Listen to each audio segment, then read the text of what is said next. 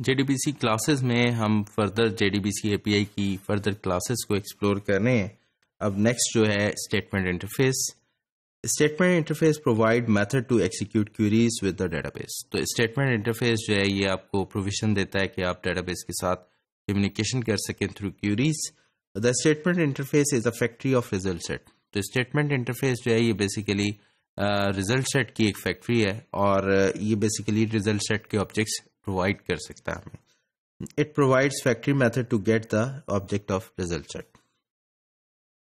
Method of statement interface, तो execute query, इसमें आप स्ट्रिंग में क्यूरी आप स्ट्रिंग बनाकर आप पास ऑन कर सकते हैं और जवाब में ये आपको रिजल्ट सेट, यानी ये जनरली आप यहाँ से हमें समझ आ रहा है कि यहाँ पर कोई सिलेक्ट की क्यूरी लगाई जा सकती है और सिलेक्ट की क्यूरी में इनफैक्ट डेटाबेस से हमें कंटेंट या डाटा रिट्रीव हो सकता है। इसी तरह से एग्जीक्यूट अपडेट, इसमें आप देख लें एक इंटीजर रिट्रीव हो रहा है, इसमें भी क्यूरी पास करें तो ये हो सकता है कि अपडेट की क्यूरी या हम इंसर्ट की क्यूरी यहाँ पर यूज कर सकते हैं।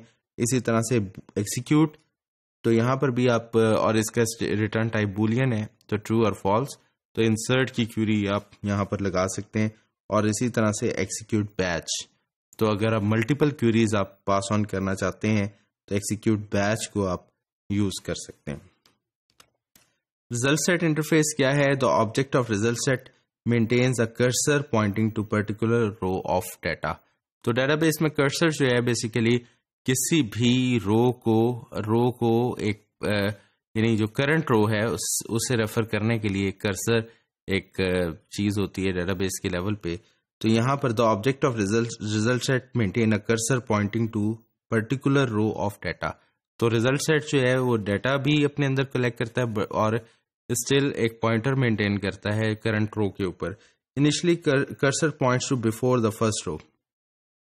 तो इनिशियली जो है आप ये फर्स्ट रो से भी एक स्टेप पीछे होता है। By default result set object can be move forward only and it is not updatable.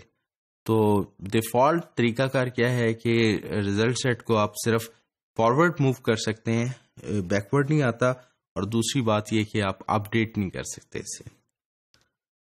But we can make this object to move forward and backward direction by passing either type scroll insensitive और type scroll sensitive in. तो ये values pass करके हम इसको forward और backward move करवा सकते हैं। आप देख सकते हैं नीचे मेथड कॉल लिखी हुई है, we can make this object as updatable by, और इसे अपडेटेबल भी किया जा सकता है। ये अपडेटेबल के लिए जो तरीकाकार मेंशन है, cone dot create statement result set type scroll insensitive result set dot conquer updatable.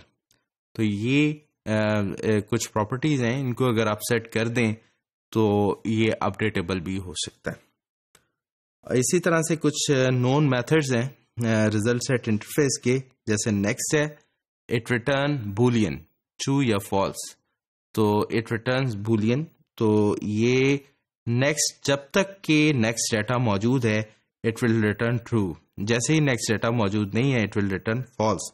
तो हम जनरली इसको आइटरेटर के लिए यूज करते हैं। जब हम लूप वगैरह लगाते हैं तो वहां पर हम इस फंक्शन का इस्तेमाल कर सकते हैं। प्रीवियस जो है, अगर आप पीछे जाना चाहते हैं, फर्स्ट जो है आप कर्सर को फर्स्ट लोकेशन पे लाना चाहते हैं, लास्ट जो है आप कर्सर को लास्ट लोकेशन पे लाना चाहते हैं। इसी तरह से एब्सोल्यूट, आप किसी रो के रेफरेंस से किसी दूसरी जगह यानी किसी दूसरी जगह जंप करना चाहते हैं तो आप रो मेंशन कर देंगे तो ये करंट पोजीशन से उतने स्टेप आगे चला जाएगा। इसी तरह से रिलेटिव, आप किसी रो से फर्दर मूव करना चाहते हैं तो आपको रो मेंशन करनी है, ये उतना फर्दर मूव कर लेगा। और इसी तरह से गेट इंट जो है, इसमें आप कॉलम इंडेक्स मेंशन करते हैं तो ये उस कॉलम इंडेक्स से डाटा रिट्रीव कर लेगा अगर वो इंटीजर टाइप का डाटा है। और get int string column name, आप कॉलम का नाम भी दे दें, अगर ये इंटीजर टाइप का डाटा तो ये रिट्रीव कर लेगा। और गेट स्ट्रिंग, अगर कॉलम इंडेक्स दे देंगे और स्ट्रिंग टाइप का डाटा है तो गेट स्ट्रिंग का फंक्शन यूज करेंगे। और गेट स्ट्रिंग का फंक्शन अगर कॉलम का नाम दे देंगे। तो यानी हमारे पास प्रोविजन ये है कि इंटीजर या स्ट्रिंग में डाटा रिट्रीव किया जा सकता है दो तरीकों से, यानी कि या तो कॉलम नंबर दे दिया जाए या कॉलम का नाम दे दिया जाए।